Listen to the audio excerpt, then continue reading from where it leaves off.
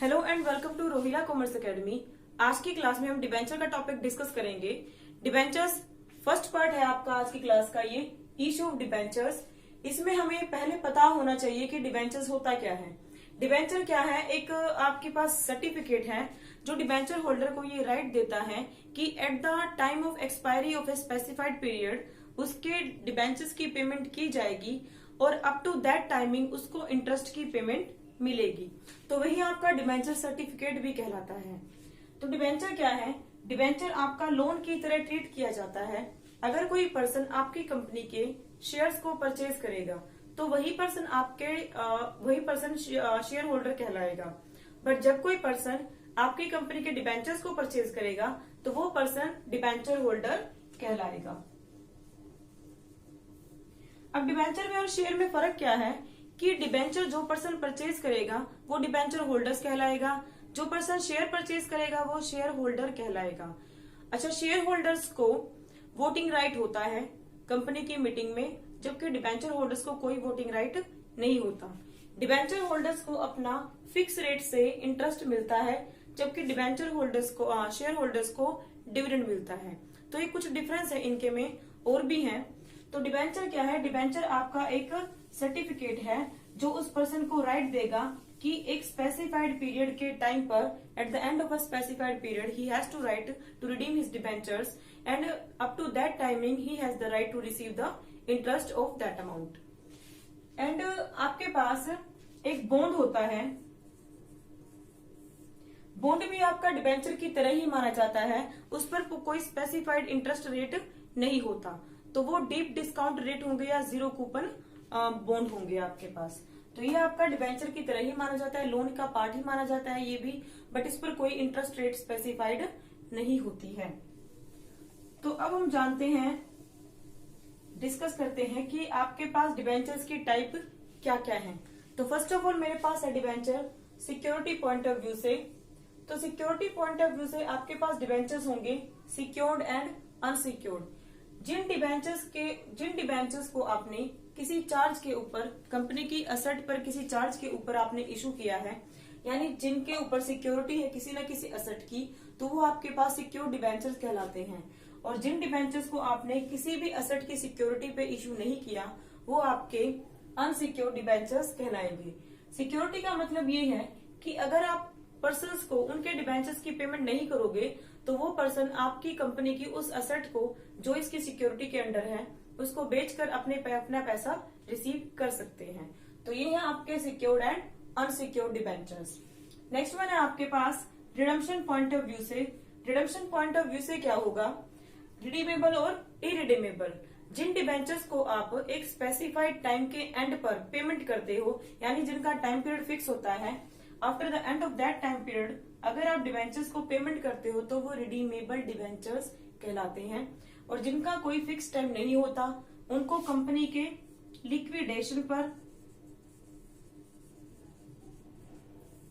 Means company की ending पर payment करते हो तो वो आपके इरिडीमेबल डिबेंचर्स कहलाते हैं। नेक्स्ट है आपका रजिस्ट्रेशन पॉइंट ऑफ व्यू से।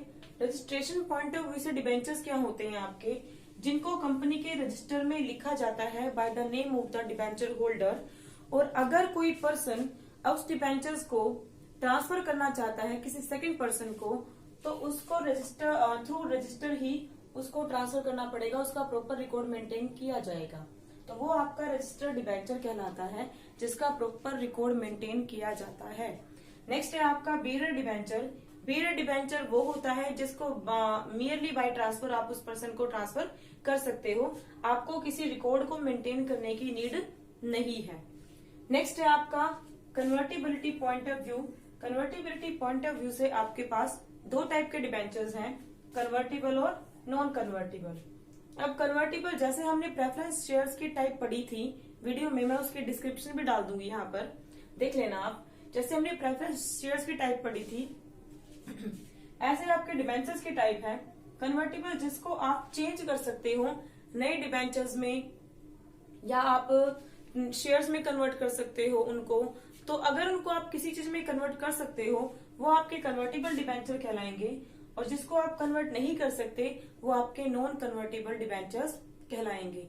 इसके अलावा आपकी दो टाइप और हैं डिबेंचर्स के रिगार्ड में, तो वो है आपकी from priority point of view और कूपन रेट।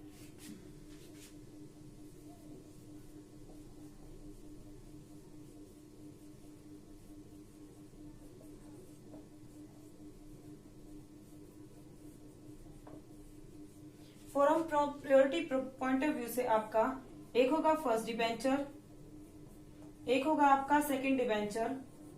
तो फर्स्ट डिबेंचर वो होता है जिनको प्रायोरिटी होती है कि अदर डिबेंचर से उनको पहले पेमेंट मिलेगी, इन डिबेंचर्स को पहले पे किया जाएगा in comparison to second other debenture, तो वो डिबेंचर आपके फर्स्ट डिबेंचर्स कहलाते हैं। और जिन डिबेंचर को फर्स्ट डिबेंचर्स के बाद में पेमेंट किया जाता है उनको आप सेकंड डिबेंचर्स बोलोगे। नेक्स्ट वन है आपकी type from the point of view coupon rate.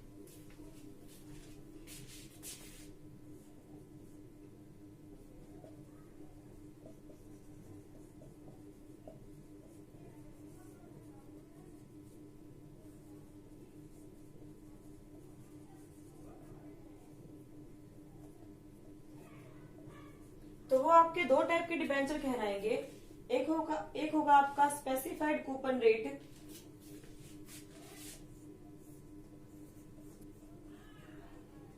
Specified coupon rate,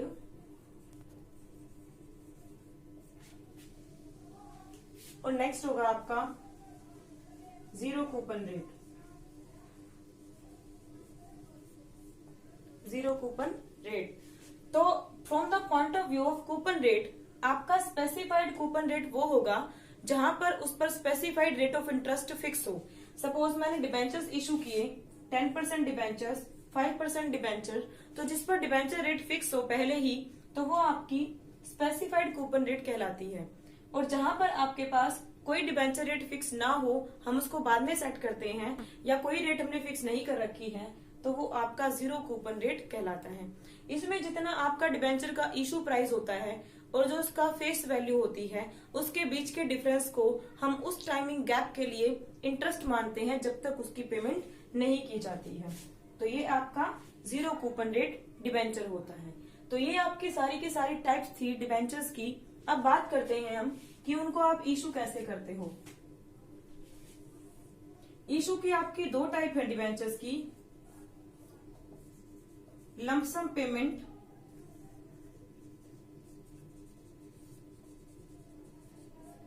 और ये आपका इन इंस्टॉलमेंट। जैसे आपने शेयर्स को इशू किया था, मैं उसकी उस वीडियो का लिंक डिस्क्रिप्शन में डाल दूंगी, वहां से आप देख लेना। जैसे आपने शेयर्स को इशू किया था वैसे ही डिबेंचर्स को भी इशू करोगे, सेम प्रोसेस है। तो मैं उस सारे को रिपीट नहीं कर रही हूँ, मैं डिस्क्रिप्शन में लिंक डाल दूंगी, आप वहां से उसको देख लेना। तो लमसम पेमेंट वो होती है जहां पर आप इकट्ठा ही अमाउंट मंगवा लेते हो। अगर 10 रुपए का डिबेंचर था, 10 रुपए का डिबेंचर है, तो आप 10 रुपए इकट्ठे ही मंगवा रहे हो, तो वो आपका लमसम मेथड कहलाता है। बट अगर आप उसको 10 रुपए को पार्ट्स में मंगवाते हो, application allotment first and second call, तो वो आपका इंस्टॉलमेंट मेथड कहलाता है। तो ऐसे इसकी एंट्री पास होगी जब आप डिबेंचर्स के फुल अमाउंट को वन टाइम मंगाओगे, तो एंट्री पास होगी आपकी debenture application allotment account debit to bank account debit to debenture application and allotment, और फिर इसको ड्यू करोगे debenture application and allotment account debit to debentures. ध्यान रखना कि जैसे प्रेफरेंस शेयर्स में आप प्रेफरेंस शेयर्स के साथ उसकी परसेंटेज को लगाते हो, ऐसे डिबेंचर्स पर अगर 5% डिबेंचर है तो 5% लगाओगे, 6% डिबेंचर है तो 6% लगाओगे, उसकी रेट ऑफ इंटरेस्ट उसके साथ होनी चाहिए। तो ये आप ध्यान रखना। एक और बात, ये तो हो गया आपका इशू। एक और बात की मिनिमम सब्सक्रिप्शन क्या होता है जब आप डिबेंचर्स को इशू करते हो।